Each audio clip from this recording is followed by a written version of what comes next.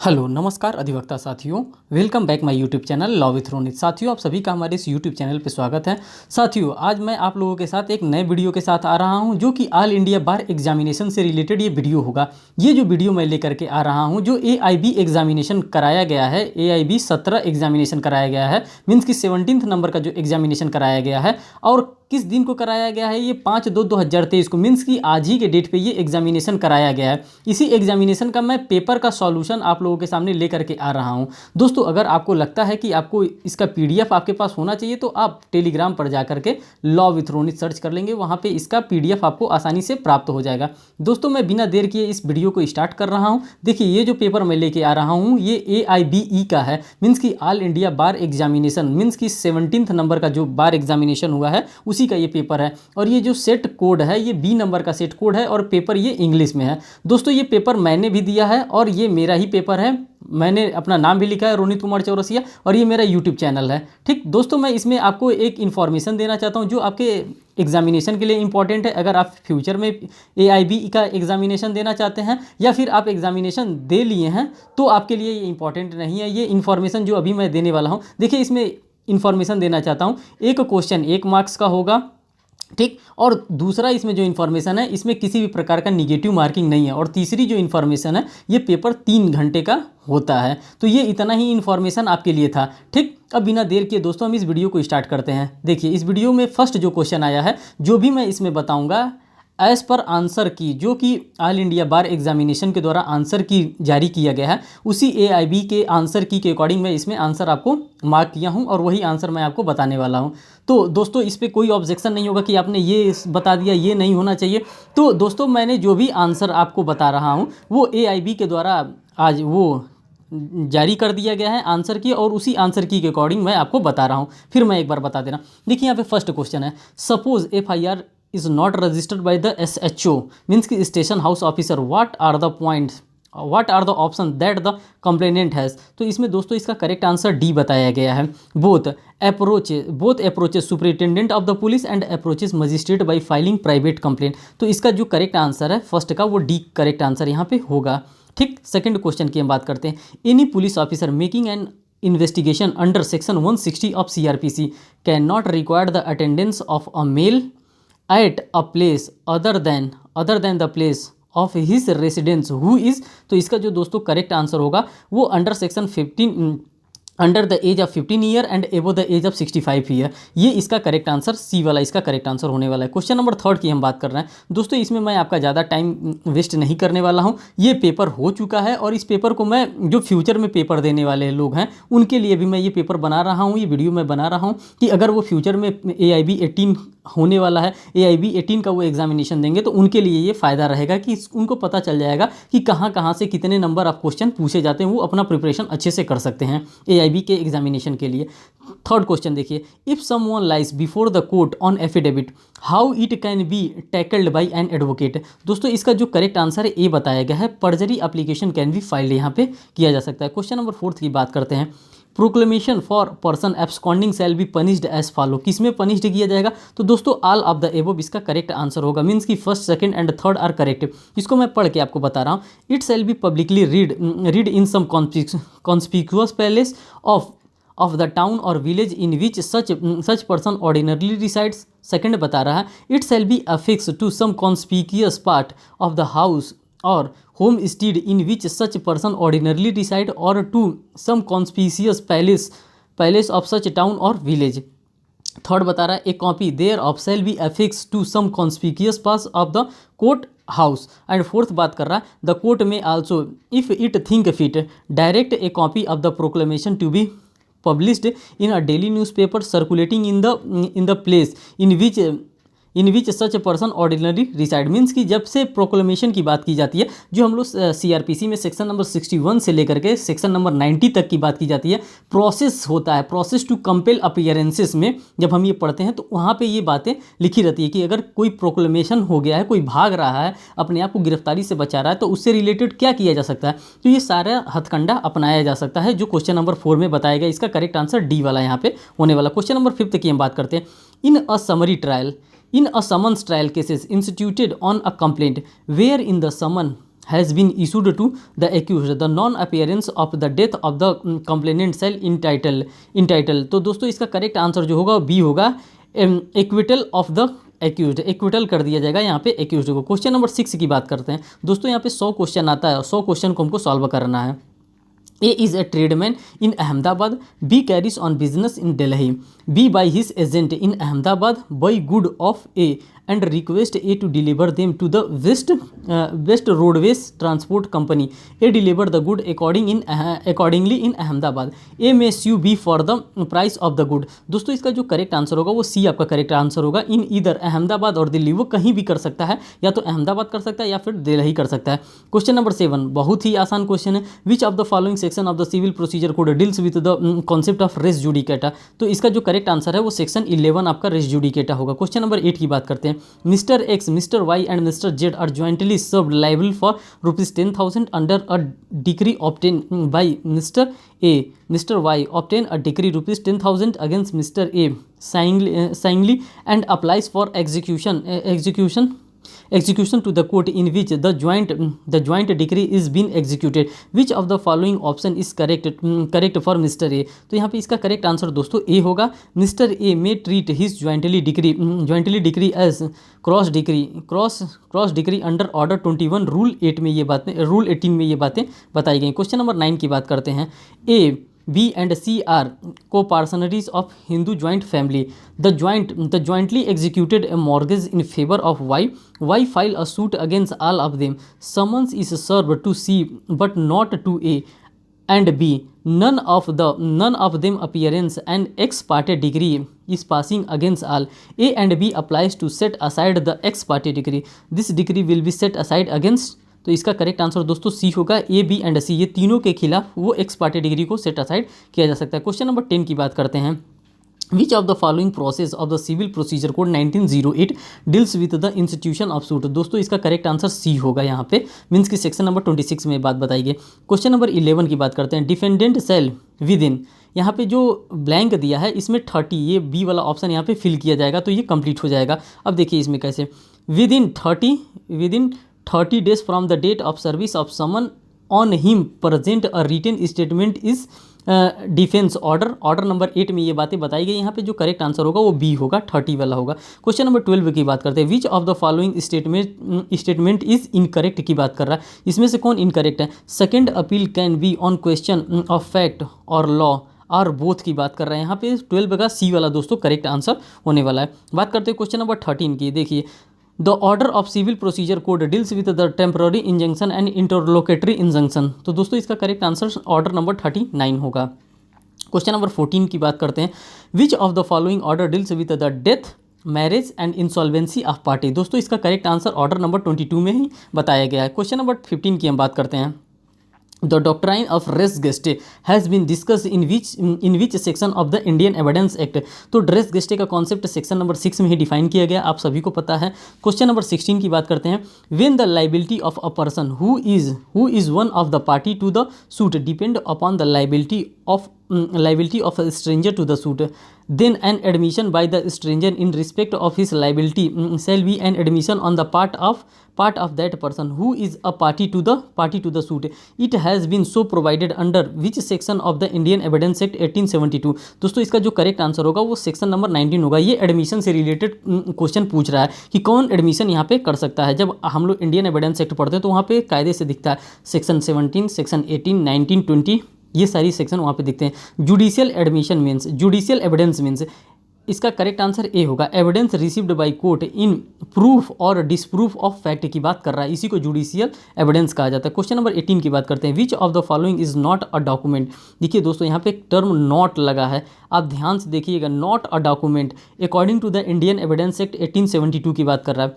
N inscription on a metal plate और stone section number 3 में define किया गया है इंडियन एविडेंस एक्ट में कि हाँ ये डॉक्यूमेंट होता है, लेकिन यहाँ पे नॉट लिखा है।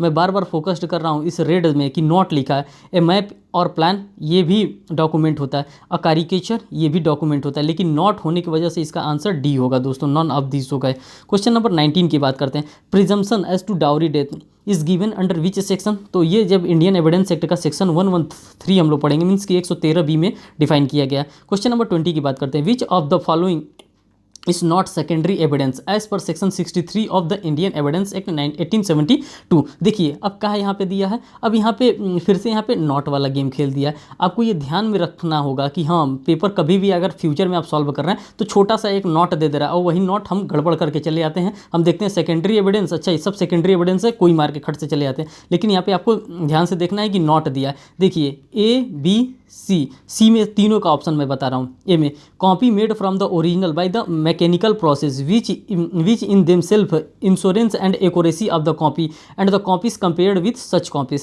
सही बात कर रहा है। Copy made from the compare with the original, सही बात कर रहा है। Oral accounts of the content of a document given by some person who has himself seen it, ये भी तीनों बात सही कर रहा है। बात तो तीनों सही कर रहा है अकॉर्डिंग सेक्शन 63, लेकिन यहाँ पे नॉट लगा के ये तीनों बातों को गलत कर दे रहा है, इसीलिए इसका करेक्ट आंसर डी यहाँ पे हो जा रहा है। दोस्तों यहाँ पे फिर मैं बता दे रहा हूँ, इसका करेक्ट आंसर डी होगा। ठीक, बात करते हैं क्वेश्चन नंबर 21 का। As per order 6 pleading cell means, इसका जो करेक्ट आंसर होगा दोस्तों यहाँ पे सी इसका करेक्ट आंसर होगा। Both plaint and written statement की बात कर रहा है क्वेश्चन नंबर 21 का। क्वेश्चन नंबर 22 की बात करते हैं। Extra judicial confession means, what do you mean by extra judicial confession? तो दोस्तों इसका करेक्ट आंसर ए वाला यहाँ पे करेक्ट आंसर होगा। Confession made either to police और पर्सन अदर देन द जजेस एंड मजिस्ट्रेट की बात होती है, इसको एक्स्ट्रा जुडिशियल कन्फेशन के नाम से जाना जाता है। जब इंडियन एविडेंस एक्ट आप पढ़ेंगे तो सेक्शन नंबर 24 से लेकर के सेक्शन नंबर 28 के बीच में ये आपको फॉल करेगा, मिल जाएगा। क्वेश्चन नंबर 23 की बात करते हैं। The arbitral tribunal shall not be bound by, किससे बाउंड नहीं है? तो इसका करेक्ट आंसर होगा दोस्तों डी वाला, both the code of civil procedure 1908 and the Indian evidence act 1872, इनसे ये बाउंड नहीं होता है। ठीक, बात करते हैं क्वेश्चन नंबर 24 की। विच of the following sections deals with the arbitration agreement in arbitration and conciliation act 1996, means की जो एडीआर मैकेनिज्म से रिलेटेड है उसी के बारे में बात कर रहा है कि आर्बिट्रेशन एग्रीमेंट कहाँ दिया गया, तो इस सेक्शन नंबर 7 में दोस्तों डिफाइन किया गया। क्वेश्चन नंबर 25 की बात करते हैं। Under which circumstances the arbitral proceeding can be terminated, किस में आर्बिट्रल को टर्मिनेट कर दिया जाए, आर्बिट्रल प्रोसीडिंग को किस में टर्मिनेट किया जा सकता है? तो इसका करेक्ट आंसर ए वाला है 1 एंड 3 में। 1 में फाइनल आर्बिट्रल अवार्ड की बात कर रहा है और 3 में where the arbitral tribunal issue and order for the termination की बात कर रहा है, तो इन्हीं दोनों में टर्मिनेट किया जा सकता है। ठीक, बात करते हैं क्वेश्चन नंबर 26 की। देखिए under section 29 of the arbitration and conciliation act 1996 arbitral proceeding with more than one arbitrator any decision of the arbitral tribunal, दोस्तों इसका जो करेक्ट आंसर है 26 का वो डी होगा। Shall be made by the majority of its member, कोई भी order होगा यहाँ पे मेजोरिटी से लिया जाएगा, डी इसका करेक्ट आंसर होगा। क्वेश्चन नंबर 27 की बात कर रहे हैं दोस्तों, मैं जो भी आंसर बता रहा हूँ एज पर AIB आंसर की बता रहा हूँ। ठीक, क्वेश्चन नंबर 27 की बात कर रहा हूँ।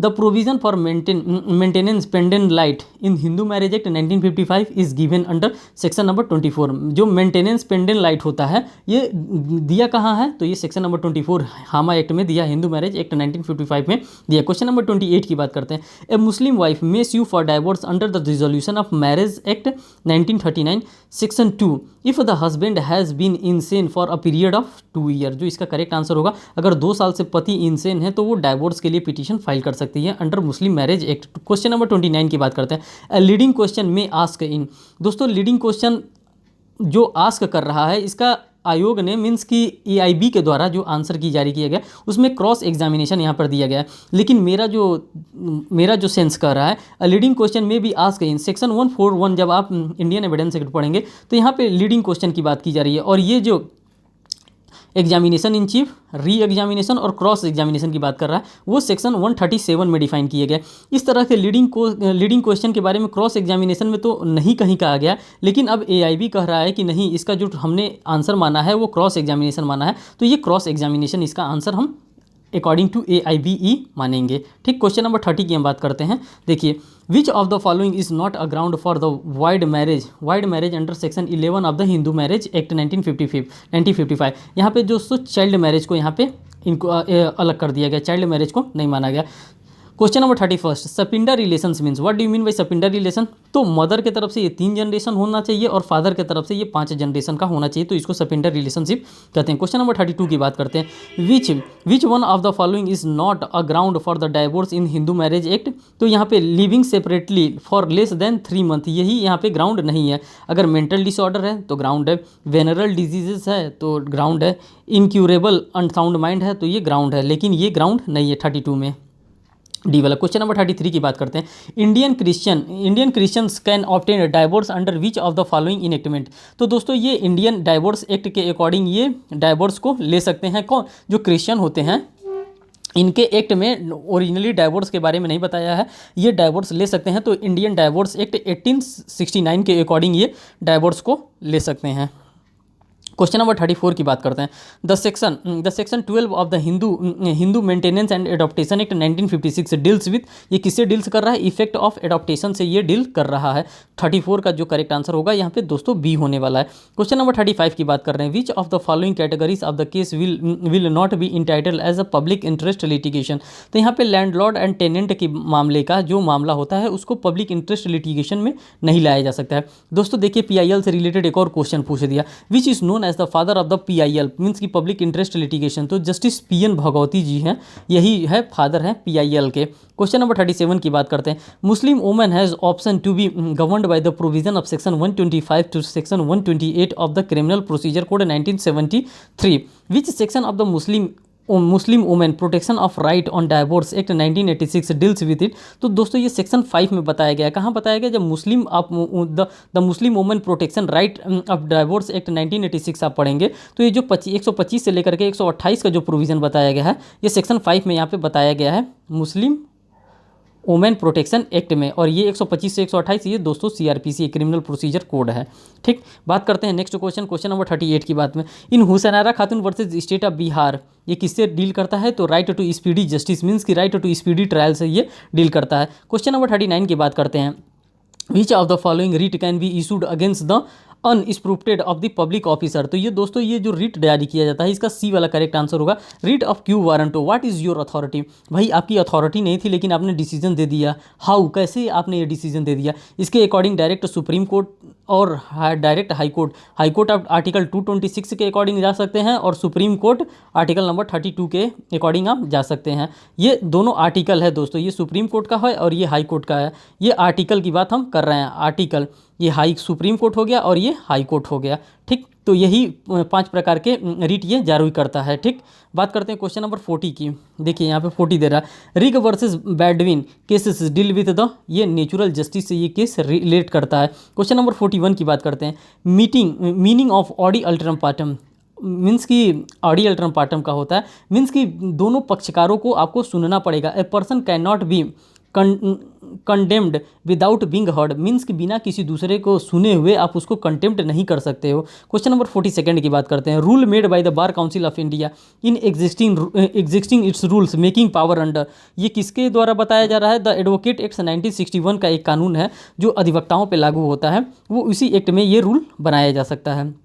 क्वेश्चन नंबर 43 की बात करते हैं, an advocate may while practising take up teaching of law in any educational institution with is affiliated to any university so long as hour during which he is so engaged in the teaching of law do not exceed 3 hour की बात कर रहा है, 3 hour in a day means कि अगर कोई advocate है, अगर उसने रजिस्ट्रेशन करवा लिया है और वो रजिस्ट्रेशन करवाने के बाद भी अगर वो किसी रिकॉग्नाइज्ड यूनिवर्सिटी में अगर वो एज अ टीचर पढ़ा रहा है तो वो एक दिन में मात्र 3 घंटा ही पढ़ा सकता है। According to the advocate act के अंतर्गत ये बात बताई गई है। ठीक, यही बता रहा है। क्वेश्चन नंबर 44 की हम बात कर रहे हैं, in which of the following landmark cases the advocate was held guilty of professional misconduct as he has forced the court under. तो दोस्तों ये प्रताप नारायण वर्सेस वाईपी का केस है। क्वेश्चन नंबर 44 का ये वाला ऑप्शन करेक्ट हो। क्वेश्चन नंबर 45 की बात कर रहे हैं, which of the following is not a real purpose of public interest litigation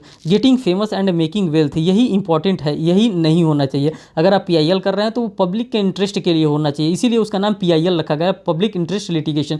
यहाँ पे आप अपनी वेल्थ को बढ़ाने के लिए, अपनी पावर को दिखाने के लिए आप PIL नहीं फाइल कर सकते। क्वेश्चन नंबर 46 की बात कर रहे हैं, ABC private limited company chooses to convert itself into a public company, it can do so by altering its memorandum of association and article of association by passing B इसका correct answer होगा। Means की special resolution ये pass करके इस प्रकार से ये कर सकते हैं।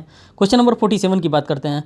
Doctrine of lifting of a pricing the corporate veil is associated with, तो दोस्तों इसका करेक्ट आंसर बी होगा। कंपनी लॉ से ये डील कर रहा है। क्वेश्चन नंबर 48 की बात कर रहे हैं दोस्तों। क्वेश्चन नंबर 48 में under which section of the environmental protection act 1986 and no appeal to the national green tribunal, इसका दोस्तों जो करेक्ट आंसर होगा सेक्शन नंबर 5A इसका करेक्ट आंसर होगा बी ऑप्शन। क्वेश्चन नंबर 49 की बात करते हैं। Which of the following fundamental duties relates to environmental protection, तो दोस्तों इसका करेक्ट आंसर वो बी होगा। आर्टिकल 51A(G) वाला इसका करेक्ट आंसर होगा।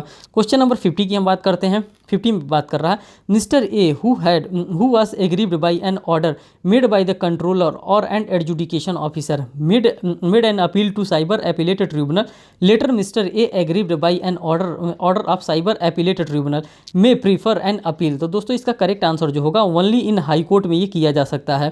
क्वेश्चन नंबर 51 की बात करते हैं। Mister X a person who is intended by mister Y and originate और receive the electronic record is under the IT act known as, इसको एड्रेसी के नाम से जाना जाएगा। इसका सी वाला करेक्ट आंसर होगा। क्वेश्चन नंबर 52 की बात करते हैं। The minimum number of members required for the registered as a trade union, तो दोस्तों इसका करेक्ट आंसर 7 होगा। ठीक, यहाँ पे बात करते हैं क्वेश्चन नंबर 53 की। If any advocate is aggrieved by an order of disciplinary committee of a state bar council made under section 35 of the advocate act और advocate general of the state may prefer any appeal to the bar council of India within 60 days 60 date of the date of commencement of order, means कि 60 day के under एक limitation period दिया है, उसी period के अंदर आपको यहाँ पे अपील करनी होगी। क्वेश्चन नंबर 54 की बात करते हैं। ए person who has ultimate control over the affairs of the factory under factories act 1940 act it's called is occupier, यहाँ पे ऑक्यूपायर, यहाँ पे करेक्ट आंसर इसका ए होगा। क्वेश्चन नंबर 55 की बात कर रहे हैं। If the factory employer more than 1000 worker they should appointed qualified, क्या qualified safety officer, appoint safety qualified officer to the carry out of the prescribed duties, यहाँ पे जो करेक्ट आंसर होगा दोस्तों वो ये आपका करेक्ट आंसर होगा। क्वेश्चन नंबर 56 की बात कर रहे हैं। Suppose road accident occur then begin an advocate what is the correct way of the approaching the situation. First of all FIR हम करेंगे, पिटीशन, फिर समन टू इंश्योरेंस कंपनी, ये इसका सही क्रम है, तो ए वाला इसका दोस्तों करेक्ट आंसर हो जाएगा यहाँ पे। क्वेश्चन नंबर 57 की हम बात करते हैं। द प्रिंसिपल ऑफ उबी जस इवी रेमेडियम वाज रिकॉग्नाइज्ड इन, तो ये SB वर्सेस वाइट के केस में ये बात बताई गई है, इसका करेक्ट आंसर सी है। क्वेश्चन नंबर 58 देखिए, ये टॉट से भी क्वेश्चन बन रहे हैं। Gloucester grammar school case is landmark case based on which of the following maxims, damnum sine injuria, इसका करेक्ट आंसर दोस्तों ए है। क्वेश्चन नंबर 59 की बात करते हैं। The national consumer dispute resolution commission under consumer protection act 2009 shall have the jurisdiction to complain where the value of the goods or services paid as consideration exceed rupees कितना होना चाहिए, यहाँ पे 20 का करेक्ट आंसर होगा, 10 करोड़ की बात कर रहा है। क्वेश्चन नंबर 60 की बात कर रहे हैं। The text of the certified standing order shall be prominent posting by the employment in, यहाँ पे इसका करेक्ट आंसर बी होगा। यहाँ पे अगर इंग्लिश लिख देते हैं, English and the language understood by the majority of the workman, यहाँ पे जो ब्लैंक दिया है इसमें इंग्लिश अगर भर देते हैं तो ये करेक्ट आंसर होगा। इसका करेक्ट आंसर दोस्तों बी वाला होगा, मीन्स कि इंग्लिश यहाँ पे होगा। क्वेश्चन नंबर 61 की बात कर रहे हैं। For an individual to be deemed to be resident in India in any previous year, one of the condition is, दोस्तों इसका करेक्ट आंसर ए होगा। If he is in India for a period of 182 days or more during the previous year, यहाँ पे 182 का concept होगा, ये इसका correct answer होगा। क्वेश्चन नंबर 62 की बात कर रहे हैं। Mister Kapoor purchase a residential house in January 2021 for rupees इतना, he sold the house in April 2022 for rupees इतना। In case the given rupees जो अमाउंट दिया है arise on account of sale of residential house will be exchange to take under which of the following heads, income पर capital gain, means कि इसमें बताया जा रहा है कि इस प्रकार का मिस्टर कपूर के द्वारा ट्रांजैक्शन किया जा रहा है। इतने में घर खरीदा गया है, इतने में फिर उसको बेचा गया है, फिर इतना इनको गेन हुआ है। तो ये कौन सा गेन हुआ है, तो इनकम फ्रॉम कैपिटल गेन, जो कैपिटल इन्होंने लगाया है उसमें इतना गेन हुआ है। करेक्ट आंसर इसका ए होगा। क्वेश्चन नंबर 63 की बात करते हैं। 63 में देखिए, mister mister Manjot mister Manjot is a trader supplying good from the Mrs sings trader. The office of the firm is located in Delhi, whereas its godown are located in the state of Uttar Pradesh, Punjab, and Jammu and Kashmir, respectively. Messrs. Singh Trader made following intra-state supply from different states during the current financial year। दोस्तों इसका जो correct answer होगा वो B होगा, Delhi, Uttar Pradesh and J&K, Jammu and Kashmir की बात कर रहा है। क्वेश्चन नंबर 64 की हम बात कर रहे हैं।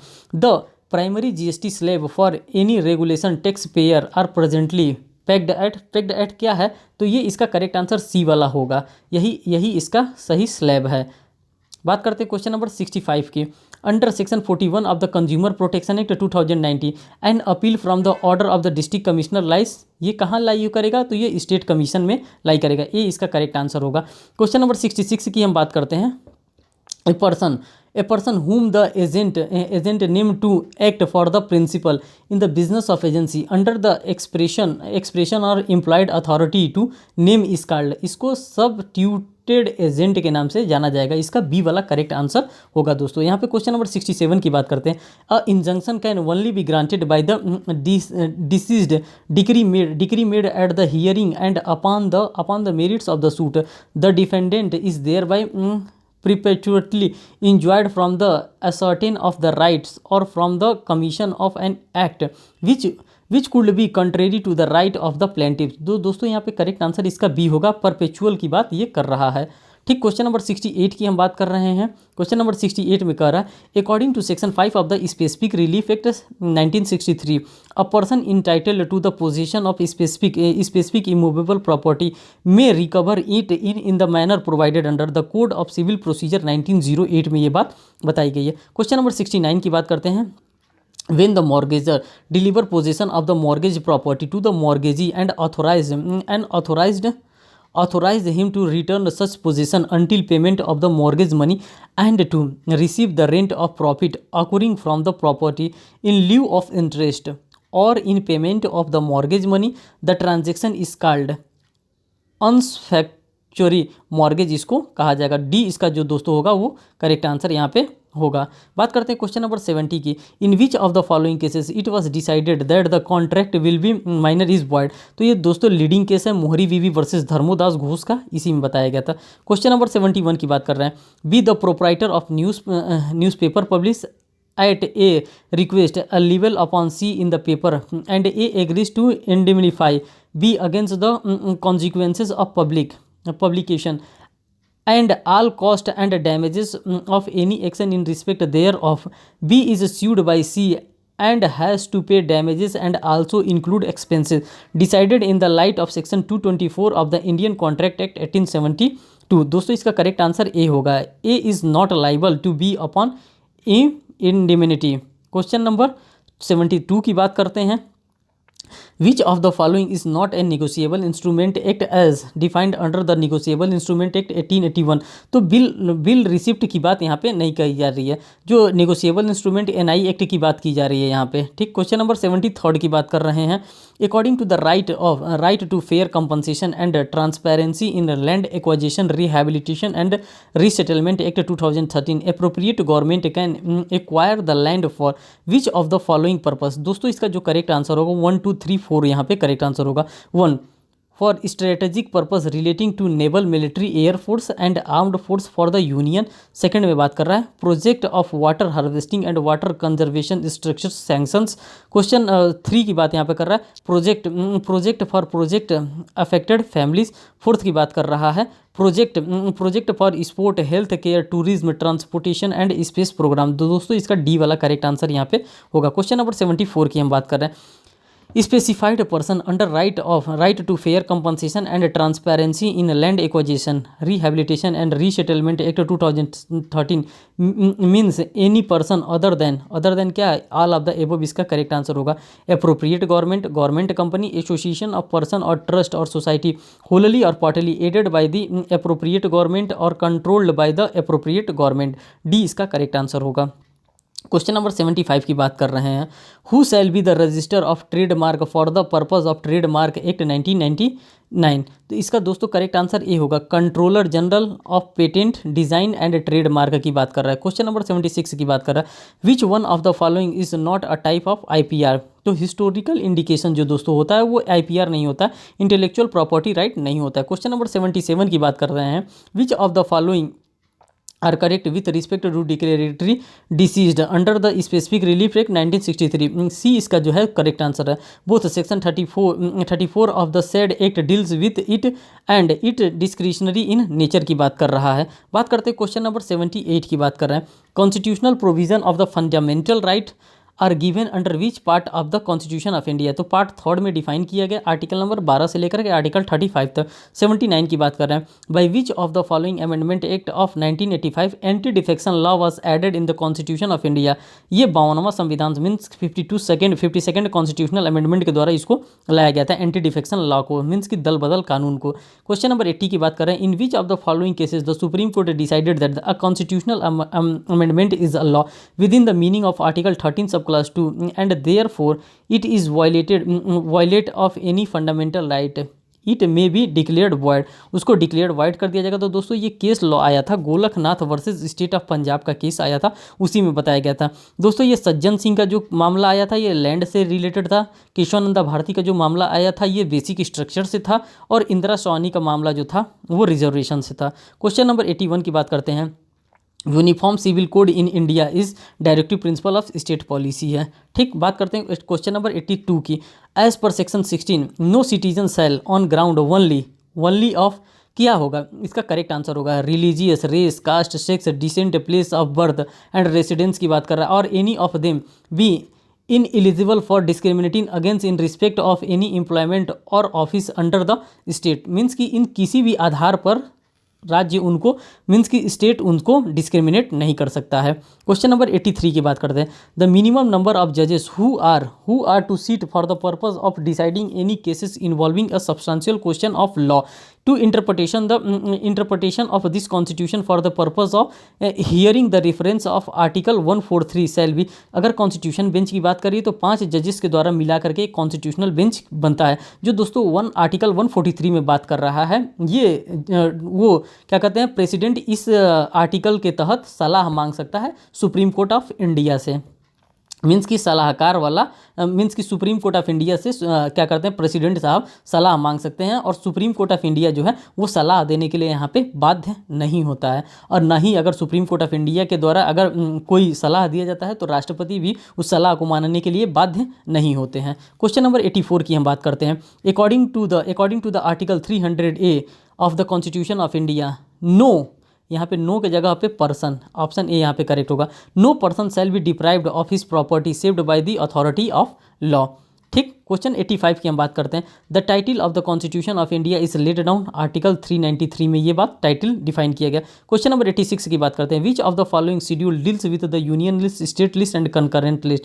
दोस्तों यहाँ पे शेड्यूल 7 में ही ये बात आपको देखने को मिलता है। क्वेश्चन नंबर 87 की बात करते हैं, under section 82 and 83 of the Indian penal code of offence is punishable if it is done by a child. Means की डोली कैपेक्स की बात कर रहा है, डोली इन कैपेक्स की बात कर रहा है, of above 7 year of age but below 12 year having attained sufficient maturity and understanding की बात कर रहा है। क्वेश्चन नंबर 88 की बात करते हैं, name 2 essential conditions of the person penal liability. तो दोस्तों इसका करेक्ट आंसर सी होगा, गिल्टी माइंड होगा और रॉन्गफुल एक्ट होगा, मीन्स कि एक्टर्स रिया और मेंस रिया की यहाँ पे बात की जा रही है, उसी को यहाँ पे guilty mind and wrongful act का नाम दिया गया। क्वेश्चन नंबर 89 की बात करते हैं, provision for right of private defence in given between. Right of private defence कहाँ से दिया गया, आरपीडी के बारे में 96 से लेकर 106 के बारे में यहाँ तक दिया गया, मीन्स कि जो राइट ऑफ प्राइवेट डिफेंस होता है वो 96 से लेकर के 106 भी इसका करेक्ट आंसर होगा। क्वेश्चन नंबर 90 की हम बात करते हैं, the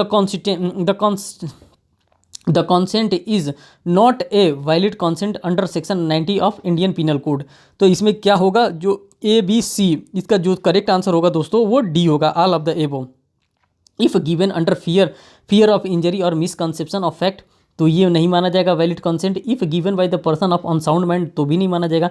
if given by the child below the age of 12 year, अगर इन लोगों के द्वारा कंसेंट दिया जा रहा है तो ये फ्री कंसेंट नहीं माना जाएगा। इसका करेक्ट आंसर डी होगा। क्वेश्चन नंबर 91 की बात करते हैं। Causing of a death of a child in the mother womb in not homicide as provided under, तो इसका जो करेक्ट आंसर होगा वो बी होगा। एक्सप्लेनेशन 3 ऑफ सेक्शन 299 में मीन्स की माता के गर्भ में अगर किसी बच्चे को मार दिया जाता है तो उससे रिलेटेड ये है। क्वेश्चन नंबर 92 की बात कर रहे हैं। Punishment for defamation under Indian penal code is simply imprisonment for a term which may extend to 2 year की बात कर रहा है और विथ फाइन और बोथ की बात कर रहा है। 92 का एक करेक्ट आंसर। 93 की बात करते हैं। Which of the following is not law, यहाँ पे देखिए फिर नॉट दे दिया। Not law according to the article 13 of the Indian constitution, rule दिया है आर्टिकल 13 में, कस्टम्स एंड यूजेस दिया है आर्टिकल 13 में, बाई लॉस दिया है आर्टिकल 39 में, लेकिन यहाँ पे नॉट लगने की वजह से ये सब गलत हो जाएगा। यहाँ पे करेक्ट आंसर हो जाएगा none of this correct answer हो जाएगा। बात करते हैं क्वेश्चन नंबर 94 की। A place man with fireman at the outlet of a building and tells Z that they will fire at Z if Z attempt to leave the building A is guilty of wrongful confinement, means कि किसी व्यक्ति को घर में बंद करके रख दिया गया और कहा गया है कि जब ये भागेगा तब आप उसके ऊपर क्या कर सकते हैं, फायर कर देंगे। तो ये क्या, इसका करेक्ट आंसर ए हो जाएगा, रॉन्गफुल कन्फाइनमेंट की बात कर रहे हैं। क्वेश्चन नंबर 95 की बात करें। The provision of plea bargaining under chapter 21A of the CRPC are not applicable if the offence is committed against the child below the age of 14 year, इसका correct answer B होगा। बात करते हैं question number 96 की। Section 125 of the Criminal Procedure Code is secular in character was observed in which of the following cases, तो दोस्तों ये Mohammad Ahmad Khan versus Shah Bano के बेगम के केस में ये बात बताया गया है। ये ललिता कुमारी versus state of Uttar Pradesh का केस है, ये अर्नेश कुमार का केस है, ये Selvi versus state of Karnataka का, ये दोनों CRPC से रिलेटेड है और ये इंडियन एविडेंस एक्ट से रिलेटेड है और ये सेकुलर है, मीन्स कि ये भी CRPC का ही मोहम्मद अहमद खान वर्सेस शाहबानो बेगम का केस है। क्वेश्चन नंबर 97 की बात करते हैं। Who has the power of summary trial in the case, तो दोस्तों ये सभी लोग कर सकते हैं।